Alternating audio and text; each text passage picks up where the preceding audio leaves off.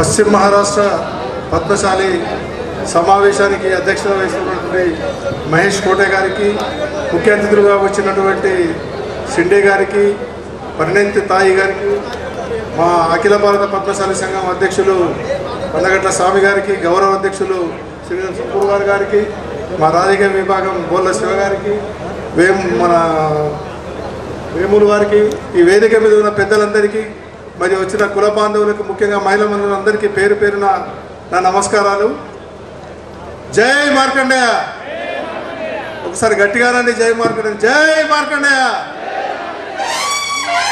జై పద్మశాలి. మహిళలు అంటలేరు. జై పద్మశాలి, జై పద్మశాలి.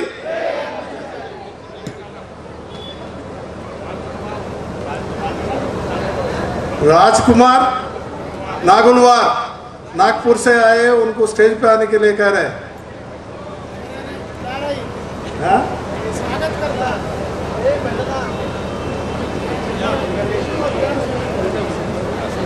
इधर इधर आओ.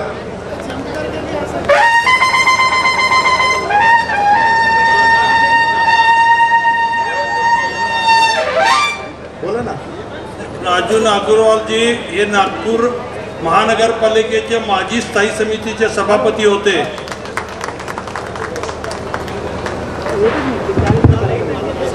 బయట ఉన్న వాళ్ళందరూ ఒకసారి లోపలికి రావాలి. మరి బయటకు పోతే ఎట్లా? హలో, పద్మశాలీలు సంస్కృతి సాంప్రదాయాలను కాపాడంలో ముందుంటారన్న విషయం మీ అందరికీ తెలిసిందే. ఎప్పుడో వందల సంవత్సరాల క్రితం మరి షోలాపూర్కు వలస వచ్చి ఇప్పటికీ ఇంకా మన సంస్కృతి, మన సాంప్రదాయం, మన కట్టు బొట్టును కాపాడుతున్నందుకు మీ అందరికీ చేతులెత్తి నమస్కరిస్తున్నా.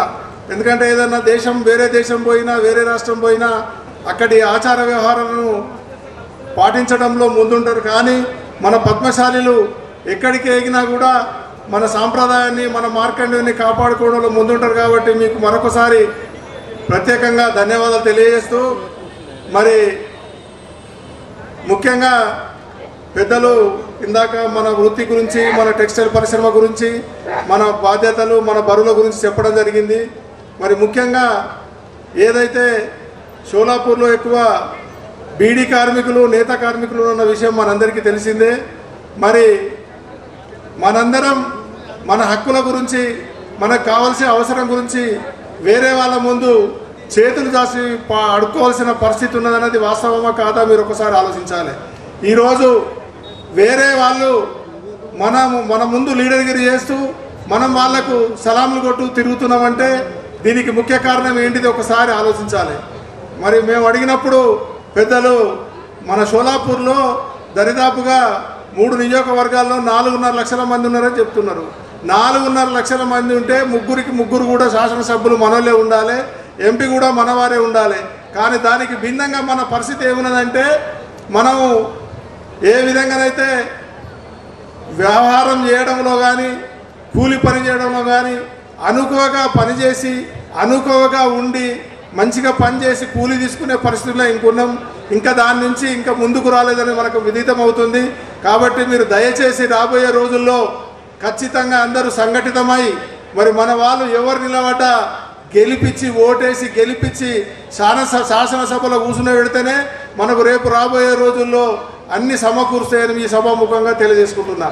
మరి 4.5 లక్షల మంది ఉన్న జనాభా ఉన్న షోలాపూర్లో మన సమావేశం పెడితే 1000 మంది రాలేదు. 1000 మంది ఎందుకు రాలేదన్న విషయం నేను అడిగితే ఏమన్నారంటే, ఇక్కడ 4 గ్రూపులు ఉన్నాయి. ఒకరు బీజేపీ, ఒకరు కాంగ్రెస్, ఒకరు శివసేన, ఇంకొకరు ఏదో పార్టీ అని చెప్తున్నారు. అయితే మనం ఒకటి గ్రహించాలి, పార్టీలకు అనుకూలంగానే ఉంటూ మన వాళ్ళకు మనం సహాయం చేసుకోవాల్సిన అవసరం ఉన్నది, మన వాళ్ళకు మనం ఓటేసుకోవాల్సిన అవసరం ఉన్నది. అంతేకాదు మనం బలం చూపెట్టాల్సిన అవసరం ఉన్నది. ఒక సమావేశం జరిగితే మనం ఒక 50,000 మంది ఒక దగ్గర జమ కూడితే వాళ్ళే రాజకీయ పక్షాలే మన దగ్గరకు వచ్చి మనకు సీట్ ఇచ్చి గెలిపిస్తారన్నది మీరు తెలుసుకోవాల్సిన అవసరం ఉన్నది. మీకు తెలియదు కాదు. కాకపోతే భేషజాలకు పోయి, నేను ఒకసారి ఒక సమావేశంలో పోయినప్పుడు ఒక పెద్ద మనిషి ఏం చెప్పిండంటే, పద్మశాలీలకు జెండా మీద గుర్తు ఏముంటుంది మీకు తెలుసా? ఏముంటుంది చెప్పండి గుర్తు జెండా మీద? జెండా మీద ఏం గుర్తుంటుంది? ఎవరు చెప్తలేరు. ఏం గుర్తుంటుంది? ఒకసారి గట్టిగా చెప్పండి, పులి గుర్తుంటుందని. హలో, ఏం గుర్తుంటుంది మన జెండా మీద? అంటే మనం పులులమేనా కాదా? పులులమేనా? ఎవరు అంటలేరు, అందరూ పిల్లులా కూర్చున్నారు. పులులమా కాదా? ఒకసారి గట్టిగా చెప్పండి. शेर है कि नहीं है कि अपन अपने झंडे पे क्या है? अपन शेर है कि नहीं है कि? Yes yes, thank you. तो शेर क्या करता? उसका जंगल का राजा बनता. పులి ఎక్కడున్నా కూడా జంగల్లో దాని రాజ్యం అది స్థాపించుకుంటుంది. ఒక్కటే ఉంటుంది పులి కూడా. మన పద్మశాలీలు కూడా ఇప్పుడు ఇక్కడ షోలాపూర్లో చూసినాక నాకు అర్థమైంది ఏంటంటే మనం ఎవరికి వాళ్ళమే ఉంటాం, కలిసి ఉండమనేది అర్థమైంది. మరి పులులు ఏమైపోయినాయి? ఇప్పుడు ఉన్నాయా? క్షీణించిపోయినాయి, తగ్గిపోయినాయి. అదేవిధంగా మనం కూడా రాజకీయాలలో నెగ్గకపోతే మనం కూడా తగ్గిపోతాం. మనల్ని కూడా ఎవ్వడు కేర్ చేయడు. వాస్తవమా కాదా? మరి మనం ఏం కావాలి? ఐక్యం కావాలి, ఒకటి కావాలి. ఇంకొక విషయం కూడా చెప్పిండు. పులులు ఏమైనా అవి వేటాడినయే తింటాయి. మనం వేరే వాళ్ళు వేటాడింది పులి తినది. మన పద్మశాలీలు కూడా కష్టపడి పనిచేసి వాళ్ళ సంపే వాళ్ళు తింటారు. బయట వాళ్ళను దోసుకోరు, బయట వాళ్ళకు మోసం చేయరు. ఆ మోసం చెయ్యనందుకే మనం ఈ విధంగా ఉన్నాం. మోసం చేసిన వాళ్ళు అందరూ ముందుకు పోతున్నారు. కాలం మారింది, కాలంతో మార్పు రావాలి. మీరు కూడా మారాలి. మీరంతా ఏ పార్టీలో ఉన్నా ఎక్కడ ఉన్నా కూడా మన సమావేశాలు జరిగినప్పుడు మన బలాన్ని చూపాలని చెప్పి మీకు చేతులు ఎత్తి నమస్కరిస్తున్నా. మరి రాబోయే రోజుల్లో మీ దగ్గర ఉన్న పక్క వాళ్ళని అందరినీ కూడా సమావేశాలకు తీసుకొచ్చి పెద్ద ఎత్తున జమ్మకుంటట్టు చేస్తారా లేదా? హలో, చేస్తారా లేదా? లేకపోతే పురుగు లెక్కనే మనం కూడా అంతరించిపోదామా?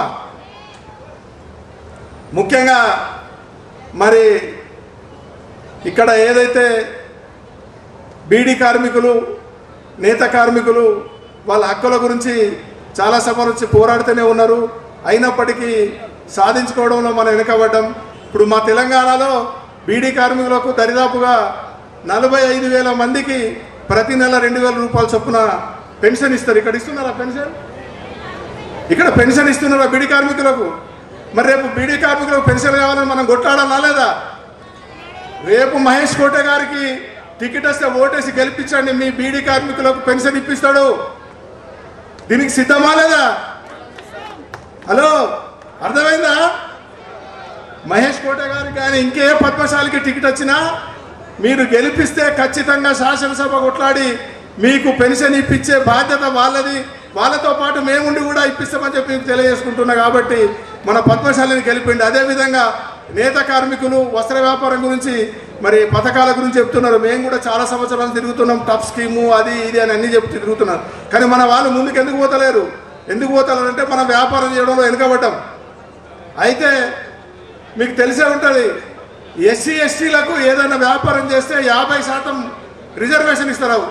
తెలుసా? ఒక కారు కొంటే, ఒక ట్రాక్టర్ కొంటే, ఒక లారీ కొంటే, ఒక ఇండస్ట్రీ పెడితే 50% వాళ్ళకు రిజర్వేషన్ ఇస్తారు. మరి మనం కూడా ఆ రిజర్వేషన్ కావాలని కొట్లాడాలి.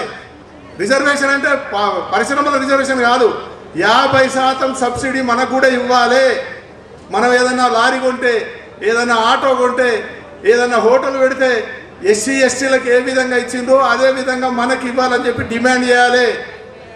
దీన్ని అందరు సభాముఖంగా తీర్మానం చేస్తారా లేదా? ఎవరు సపోర్ట్ ఎత్తలేరు, ఊరికైనా కూర్చున్నట్టుంది. ఇక్కడ సమావేశానికి సంతోషానికి వచ్చింది నాకు అర్థం కాలే.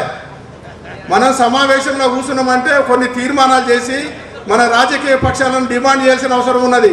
కాబట్టి మనము రేపు రాబోయే రోజుల్లోపట ఏ పరిశ్రమ స్థాపించినా మన చేనేత వాళ్ళకు కానీ నేత వాళ్ళకు కానీ పద్మశాలీలకు కానీ 50% సబ్సిడీ ఇవ్వాలని చెప్పి ఈ సభాముఖంగా తీర్మానం చేసి మహేష్ సాబ్ కోట మహేష్ సాబ్ अपना अभी जो रिजर्वेशन है ना, जो 50% सब्सिडी एससी एसटी की दे रहे हैं, वैसा अपने पद्मशाली भी देना बोल के डिमांड रख रहे हैं. वो आप हमारे संसद में नहीं वो नहीं 50% एससी एसटी को जो भी परिश्रम लगा है, जो भी व्यापार करे तो 50% सब्सिडी दे रहे हैं. अपने पद्मशाली को भी देना बोल के डिमांड. ఇవన్నీ కావాలంటే రేపు రాబోయే రోజుల్లో మన పద్మశాలీలను గెలిపించుకుంటేనే మీకు మరి మనుగడ ఉంటుందని తెలియజేసుకుంటూ, ఎందుకంటే ఎవరు ఇంట్రెస్ట్ చూపుతలేరు కాబట్టి, చెప్పినా కూడా అర్థం కాదు కాబట్టి ఇంతటితో ముగిస్తున్నాను. ఈ అవకాశం మీ అందరికీ ధన్యవాదాలు.